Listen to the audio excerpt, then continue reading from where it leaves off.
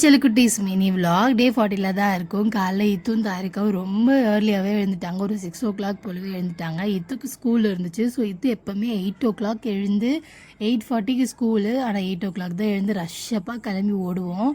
So இன்றைக்கி ரொம்ப சீக்கிரம் எழுந்ததுனால ரொம்ப நேரம் ரிலாக்ஸாக உட்காந்துட்டு நல்லா கதை பேசிட்டு தாரிக்காவும் புதுசாக இப்போ இந்த வெள்ளாட்டை வேறு கற்றுட்ருக்கா.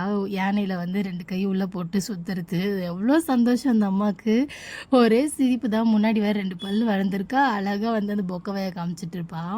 சரி இத்து பிக்கப் பண்ண போகலாம் அப்படின்னு சொல்லிட்டு, அது இல்லாமல் கொஞ்சம் ஒர்க் வந்தது. அதனால் பெர்மிஷன் வந்துட்டேன் ஆஃபீஸ்லேருந்து. தாரிக்காவை கூட்டிட்டு தாரிக்கா நல்லா ஹேர் வாஷ் பண்ணியிருந்தா, நானும் ஹேர் வாஷ் பண்ணியிருந்தேன். நல்லா முடியை பறக்க விட்டு போயிட்டுருந்தோம். தாரிக்கா இந்த ஹேர் ஸ்டைல் பார்த்தாலே பாஸ் பேபி மாதிரி இருக்குல்ல, செம்மையாக. ஈவினிங் அம்மா வீட்டுக்கு வந்திருந்தாங்க. ஸோ ரொம்ப ரிலாக்ஸாக இருக்கும் மைண்டு. ஸோ ரிலாக்ஸாக பேசிட்டு உட்காந்துட்டு இருந்தோம். அன்றைக்கி இத்தோட ஃப்ரெண்ட்ஸும் வந்திருந்தாங்க. அம்மா வீட்டு பக்கத்தில் இருந்தாங்க. சத்யாவும் சந்தோஷ் எல்லோரும் வந்திருந்தாங்க. ஹஸ்பண்ட் இந்த உளுந்தங்கஞ்சி செஞ்சுருந்தாரு. ஸோ எல்லோரும் ஒரு கிளாஸ் ஊற்றி குடிச்சிட்டு நல்லா கொஞ்ச நேரம் உட்காந்து சில் பண்ணிகிட்டு இருந்தோம்.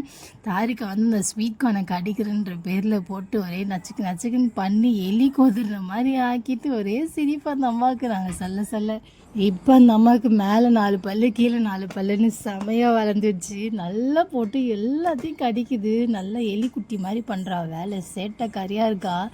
இத்து கூட ஒரு அளவுக்கு சமாளிச்சிடலாம். ஆனால் தாரிக்காவை சுத்தமாக சமாளிக்க முடியல. அந்த ஃபோன் எடுத்து கேமரா ஆன் பண்ணாலே அந்த அம்மாவுக்கு ஒரே ஸ்மைல் வந்துடுது. அது இல்லாமல் ஹாய் பாய்லாம் சொல்ல ஆரம்பிச்சிட்டாங்க.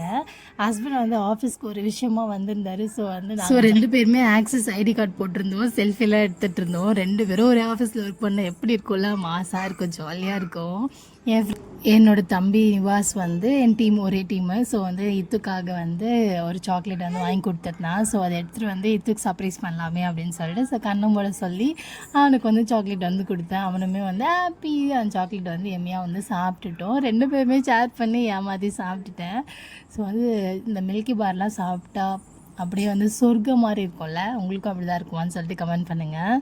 உண்மையாக வீட்டிலேருந்து ஒர்க் பண்ணுறதோட ஆஃபீஸ் போய் ஒர்க் பண்ணுறது ரொம்ப கம்ஃபர்டபுளாகவும் ஜாலியாக இருக்கும். மைண்ட் ரொம்ப ரிலாக்ஸாக இருக்கும். ஆனால் நம்மளுக்கு ஒர்க் ஃப்ரம் ஹோம் தான் ரொம்ப இம்பார்ட்டண்ட்டாக தெரியுது. பசங்களெல்லாம் பார்த்துக்கிட்டு அதே மாதிரி கொஞ்சம் நம்மளோட லைஃப் ஸ்டைலில் கொஞ்சம் அந்த மாதிரி செட் பண்ணிக்கிறோம்.